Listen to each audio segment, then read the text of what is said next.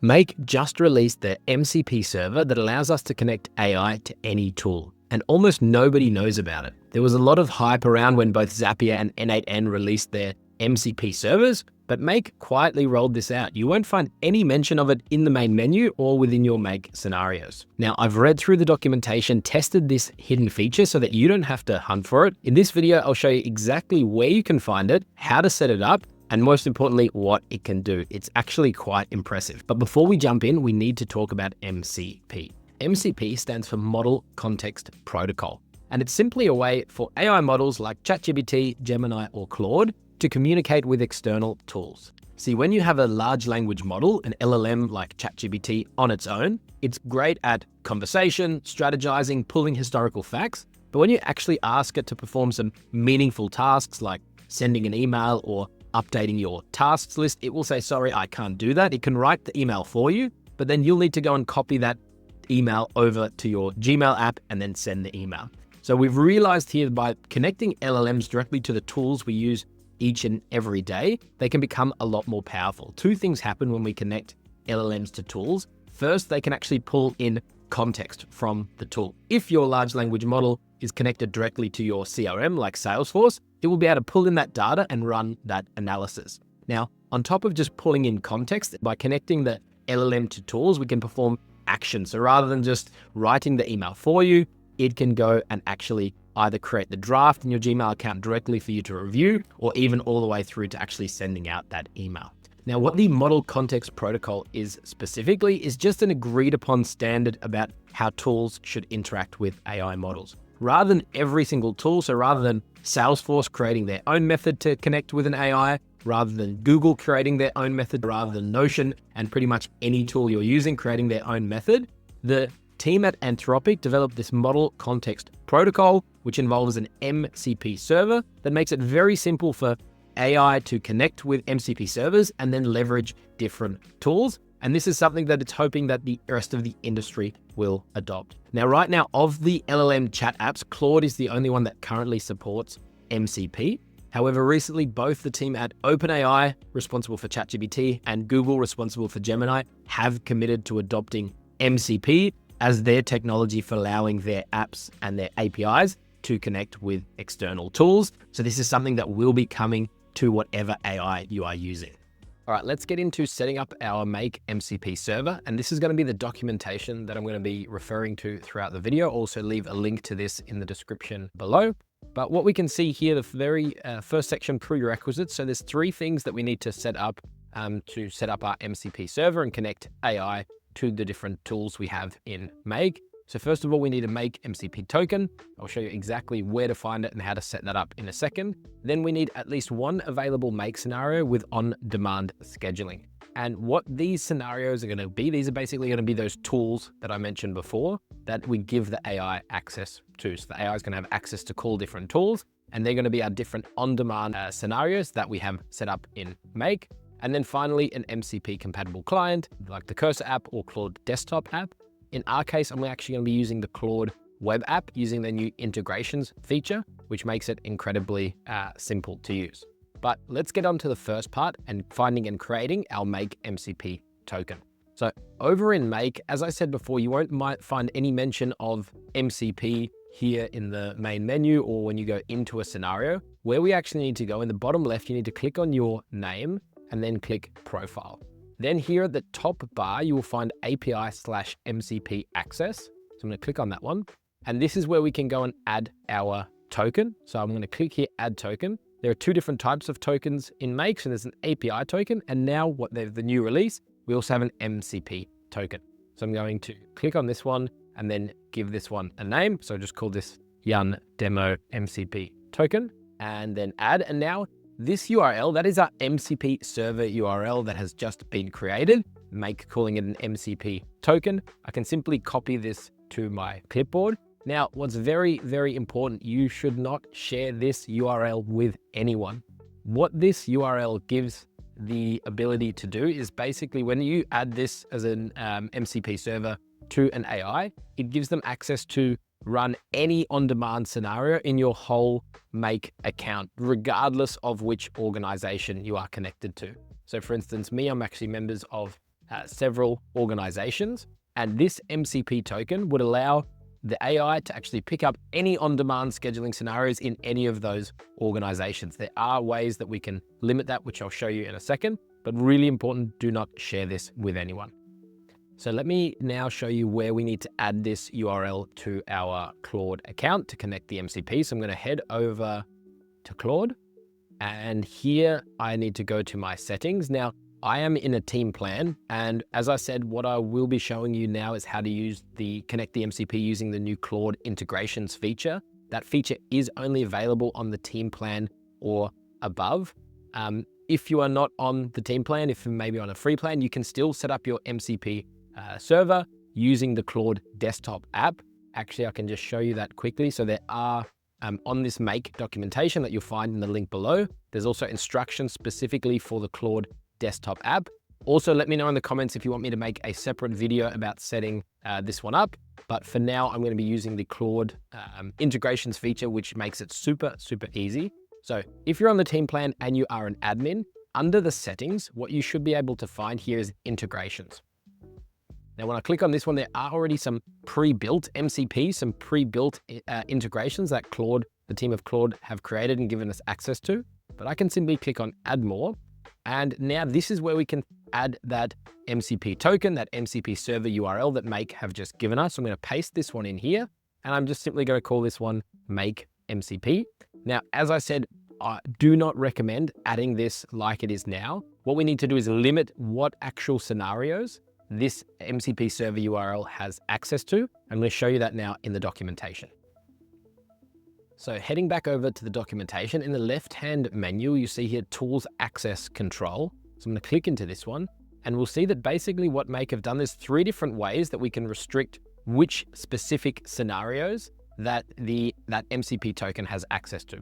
So first of all, at an organization level, so potentially maybe if you're working for an agency and you have access to several organizations, which is the case that I have, you could add here a little bit to the end of that URL and specify which organization ID that MCP should have access to. I still think that's a little bit too extreme, because I think you're going to be potentially providing it with many, many tools. Next up is on a team level. So if you're on a Make team plan, you can set up different teams. And here you can just simply add the ID of that team. And finally, you could do it on a scenario level, definitely the most granular. So per scenario basis, you could add the scenario ID. And here Make have also given the ability to add several scenario IDs. This is definitely probably giving the most control. However, it's not so scalable, because every time you want to add a new tool to your MCP server URL, obviously you create the scenario in Make, and then you need to go and edit this URL in whatever tool, potentially tools, like whatever AIs you've basically connected this MCP server with. So I'd say right now, probably doing it on a team level is the most scalable. I would love if Make also give us the ability to do this on a folder level. So we could just create one folder and put all of our MCP tools in there. But let me show you the setup that I have in Make using this team level. Maybe first of all, what I'll do, I'm actually just going to copy this end of this URL over back into the Claude setup. And so I'm just going to add this to the end of the URL. And now I know I just need to go and add my Make team ID. So if I head over to my Make account, so looking on the left-hand side, I'm actually already in the team that I want to be, but I'll just show you what I've set up. So we've got several teams here in our Make organization, and I've created a separate one called Yun MCP. And here's where I'm going to add any scenarios that I want to leverage as tools in an MCP server. So right now I've just got 3 scenarios, and I'll show you exactly what they're doing in a second. But what I can simply do now, if I click, I'm making sure that I'm on this selected team. If I now click into the URL, this ID here, that's the ID of my current team. So I can just copy that one over and head into Claude, and I'm going to replace this ID with that specific team ID, and then just remove this space and hit add.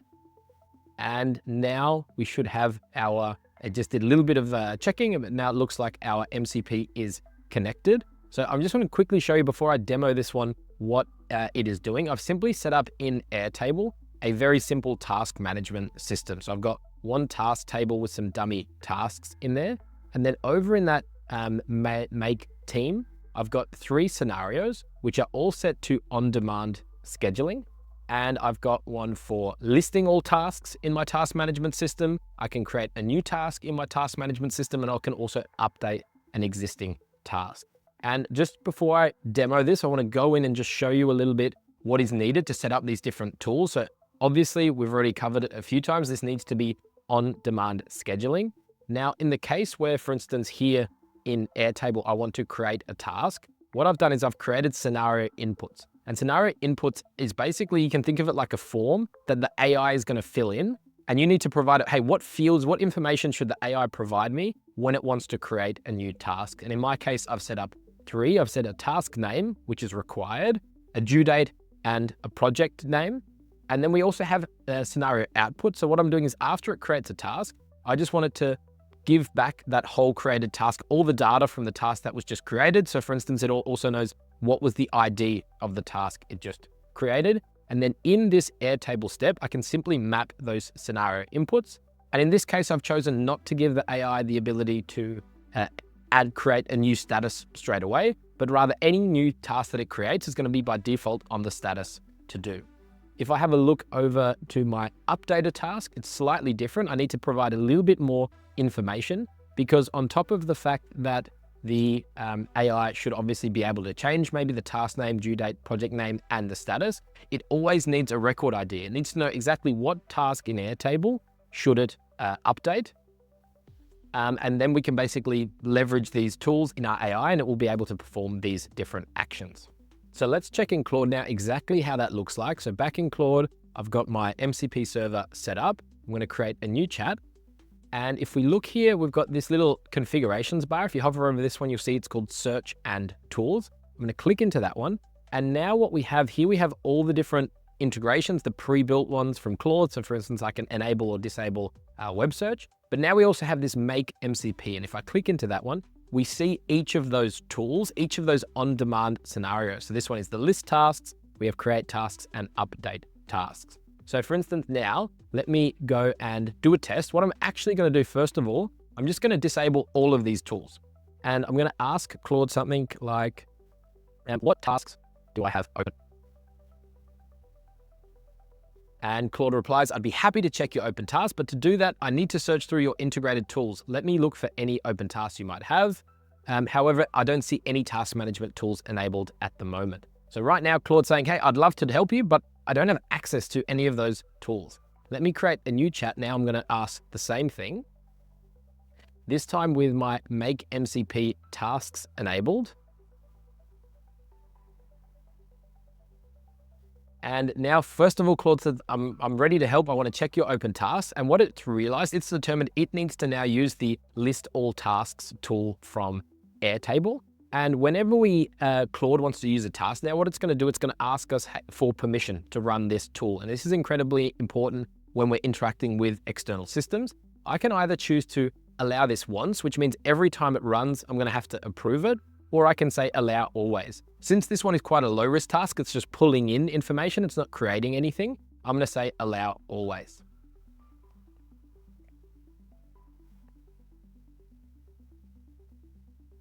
And we can see now Claude was successfully able to pull in that information. What you're always going to see when a task is run, you'll be able to see under the hood exactly what information it actually got from our make scenario. So here's the response that basically that make scenario gave it when we called the tool. And you currently have 3 open tasks: record video, design thumbnail, and publish video. You can see these are overdue, so I'm a little bit behind.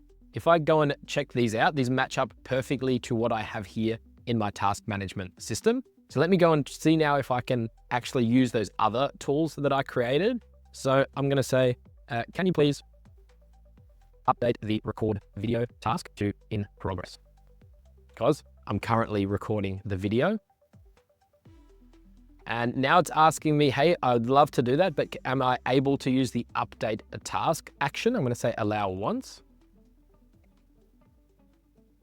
And let's head over actually to Airtable to see this in action. And we can see just like that, the task status updated. So now Claude has the ability to interact with this system, not just pull in information, but also take action. So let's see if we can take this a step further. I'm going to create a new chat now and say, can you give me a high-level project plan? I'll say 10 main tasks. for creating an AI agent that can research new leads that sign up on our website. Bullet points is enough. All right, so now Claude has basically gone through and said, hey, if I were to create a project plan for building an AI agent, first we need to define the research scope and objectives, design data collection architecture. I can now review this list. Let's say if I'm happy with this. So I've used AI to basically come up with a project plan. I'll say, that looks great. Can you go ahead and create those tasks in my task management system? Put the due dates within a 2-week period starting tomorrow. All right, so now Claude's saying, hey, I'm gonna help. Now it's ready, it's realized I need to use the create a new task system. And in this case, what's interesting is because it's got a list of 10 tasks, in my make scenario, the way it works is it can only create one task at a time. So what it'll actually do is use this tool multiple times. So rather than me always clicking allow once, I'm gonna say in this case, allow always. And what we can see now is Claude for each of those items in the list is using the create a task tool. We can have a look at this magic happening in Airtable. You'll see it's successfully set the due date starting tomorrow.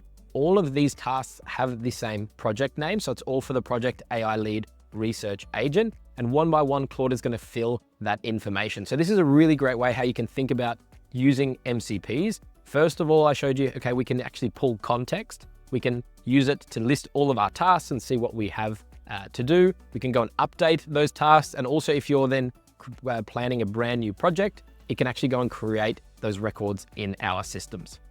So what I've shown here is quite a simple example using obviously just Airtable. That's the only, let's say, external system that we're interacting with because I've created those 3 scenarios.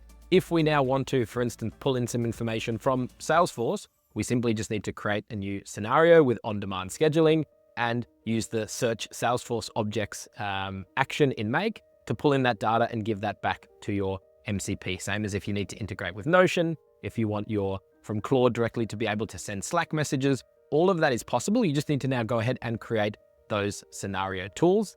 If you are interested in the blueprints of these Airtable scenarios, just drop a comment in the video and I can definitely share those with you as well. So I hope this video cleared up just what MCP servers in Make can do and maybe inspired you to start playing around and testing this new technology. If you do have any questions, please drop them in the comments below. Either I can make a follow-up video or we'll answer them directly in the comments. If you got value from this video, it would mean a lot if you could drop a like and subscribe. And by the way, YouTube thinks you should watch this video next.